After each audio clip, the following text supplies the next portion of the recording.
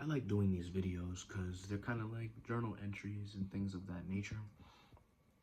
Today was Mahashivaratri, I think it's called. So I did a little bit more sadhana than usual today. Try to get the most out of it. I'm not sure if anything happened. Maybe something did. I don't know. But today, particularly today, the prior night, opening up to today, actually it's 3:47 a.m. so yesterday, but you know what I mean. I'm still up. I had what's called a wet dream. I had a wet dream. Sexual energy, sexual desire dream. Subtly conscious in the dream. I'm not conscious. I'm just conscious enough to be able to see what's going on in the dream, but it's like a deep hypnosis is happening to me and things are moving, which probably just means the sexual energy is rising in me. So technically today is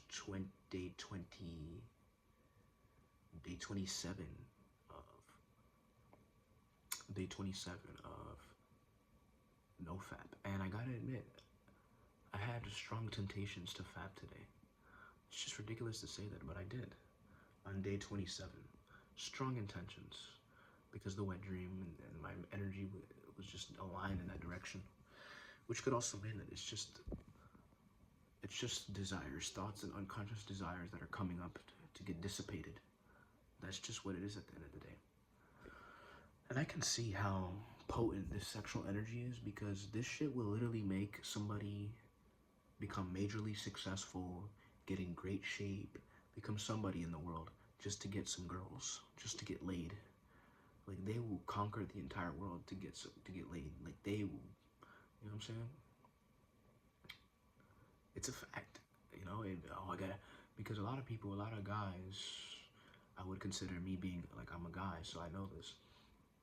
The only reason why they probably haven't attempted or tried to indulge in a serious relationship is because they're not financially stable and successful in their idea,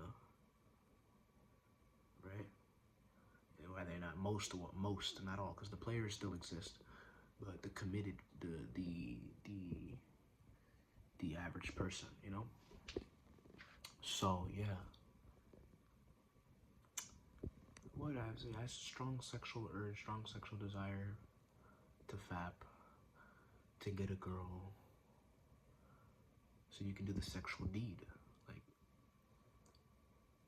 hijacked by the hormones.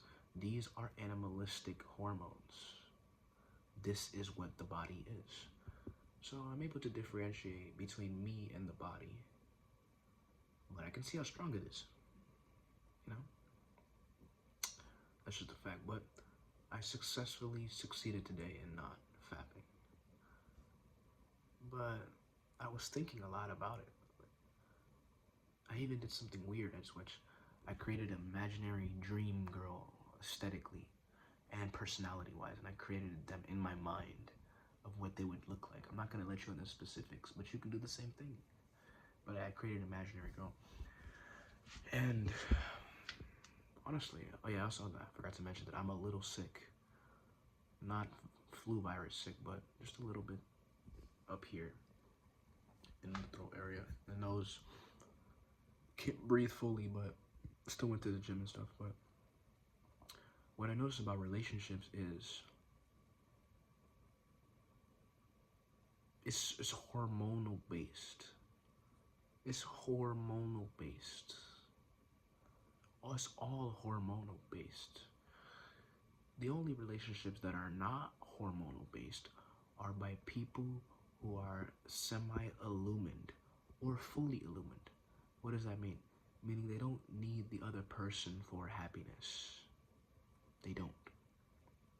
They have a self-governing system of their own happiness. And if one person is like that, the relationship will work. If two are like that, the relationship will work as well. But that's why I'm saying semi-illumined or fully illumined. Because a fully illumined individual, he's in the relationship because of his own conscious choice. He's beyond bliss with his own nature. He doesn't need a damn anybody. The semi-illumined person has a system that relieves him of his stress, Whether he meditates, works out, succeeds, whatever he does, he gains happiness creating on his own. He doesn't need anybody. And people are attracted to that, or females are attracted to that biologically. Biologically. The male is, I don't know what it is, but because everybody's attraction triggers are different. I guess what I can say now is it's all hormonal based. All hormonal based. None of it is genuine. Everything in the world is transaction. So none of it is truly, truly genuine. And if you believe it's genuine, you're in a psychosis, psychological imagination with thoughts and emotions. Because what makes any girl different, really? And any guy. But what makes any girl different? Let's take a look. Let's take a look at it. Let's dissect it. What makes any girl different? The way she looks. A body of flesh that will be eaten by the earth when they die, or will become old and brittle and saggy. So that's what makes a girl different, the way she looks. So you like a girl because she looks good. Sad. Not sad, nothing wrong with it, but limited. Only by the way she looks you like her. Everybody else, every other girl is invisible to you because you like the way this girl looks. So attractive girls, they can get you, but it's a limited perspective on life. It's just the facts. It's just the facts. You like them only because they look good. The ugly girls are completely invisible to you. But even a semi-ugly girl, semi-mid girl, still gets attention nowadays. Because niggas is horny as shit with their hormones. The male body is very powerful in terms of its energy capabilities compared to the female. It's just a fact. That's why men conquer the world. The sexual energy is very powerful. That will make a nigga literally conquer the entire fucking world and steal all your bitches. Genghis Khan, my nigga. Nigga was singing that schlong. Genghis Khan was slinging that schlong. Facts. But that's a fact right there. And then what else was I gonna say? And then on a deeper level, but still limited, personality. Personality. So someone who has a pleasant, pleasing personality. If you go this route, you can get in a good relationship. That's a fact. That's a fact. But again, limited. Meaning you only like people or give people the same love based off their personality. More expansive than simply physical attraction, because now you can be with an ugly girl. Butt ugly, even stinky. But her personality is wonderful. And that's all that matters to you. It's more free. So a hot girl comes by, she don't get you because her personality is nasty. So, but still, the looking at personality is limited. And some people want a girl who looks good and has a good personality. Good fucking luck. Unless you're a superficial rich guy who can get a girl that looks good and has a good personality. Or you get majorly fucking lucky, but the bitch still cheats on you anyways because, you know, she's probably unconscious or some sort. Next, the most expansive thing is to not have any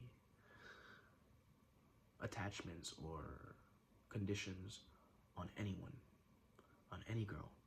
She doesn't matter if she's ugly, it doesn't matter if she's pretty, it doesn't matter if she's nice, it doesn't matter if she's nasty, her personality. But when somebody is looking at life through this perception, they begin to see everything simply as love. They're beyond their hormones. They're beyond their hormones. So, if you can get that perspective, it's a beautiful thing. But the animalistic nature wants to bust the nut. Because it's designed to reproduce. And so, through your DNA, it will give you specific likes and dislikes, physically, physical attraction-wise. And through your upbringing, personality differences. But if you want to be free, or like anybody with a condition, simply look at life. Male, female, same. And you won't be in a relationship at all.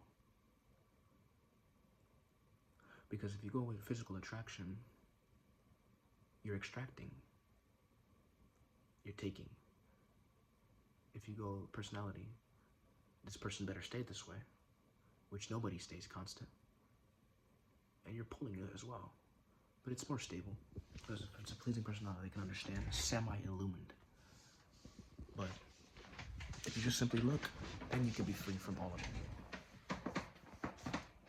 Yeah, that's what I have to say for the relationship thing.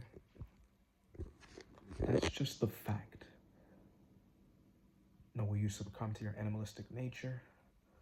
Will you place conditions on life? Don't let me shake you. You know, do what you gotta do. If you want to stay in your illusion, in Wonderland, go right ahead. I've been also thinking about, like, going full all out with Neville Goddard's teachings. Because, to me, like, I asked Sadhguru, like, bro, what am I supposed to do? Because anything I create, like anything I do in this life, I'm going somewhere or I'm going nowhere. If I'm truly illumined, I can go nowhere. But it's all a game. It's all a fiction. It's all a dream. It's all a play. Life. It's all a fucking play. You don't have to get up. You don't have to do anything. You can simply lay in your bed until you die of dehydration and starvation. But you want to play. So once you get your belly full with food and water and nutrients, now you want to play. The question is, you want to be able to control the play. You want to play what you want to play, not be succumb to the play cycling within you through your psychological and emotional nature, energetic nature, cycling play. You want to control the play. You want to control the dream. But you want to be able to do it joyfully, fully, expansive, alive, in the character, fully present. But in the stage that I'm in now, my perception, my thought, my thinking has become to a point where I just know this life is an illusionary game, but it's through programming of thought and emotion, not necessarily an experiential experience.